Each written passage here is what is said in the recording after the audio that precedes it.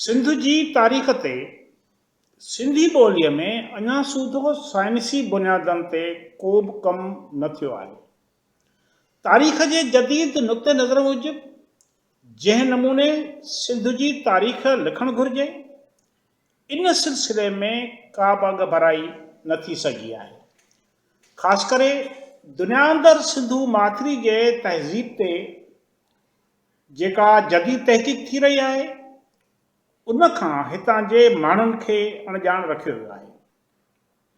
अॼु बि खेनि सिंधू माथिरी जे सभ्यता बाबति बरे सगीर ते बरतानवी बेठकता वारे दौर यानी 100 साल अॻु जोड़ियल या तय कयल थ्योरियूं पढ़ायूं वञनि थियूं।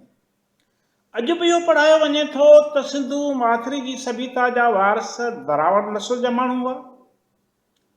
अॼु बि इहो चयो पियो वञे त सिंधू माथिरी जी सभ्यता जे ज़वाल जा कारण सिंध ते यूरोप खां सेंट्रल एशिया रस्ते कई आयल आर्यन जो हमलो हुयो, जिन यूरोपी नस्ल जे आर्यन सिंध जे हिन भरे भागे परगिणे जी शहरी तहज़ीब खे राति विच में नास करे छॾियो, संदन शहर उजाड़े छॾिया, खेनि सिंधू माथिरी मां नेकाली ॾेई उन जा वाली वारिस पाण थी वेठा।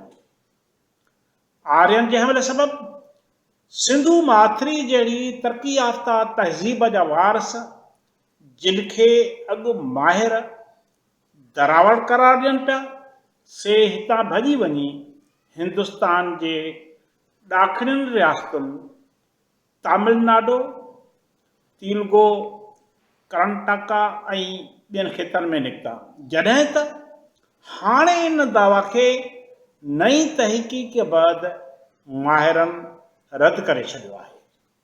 महिरबानी।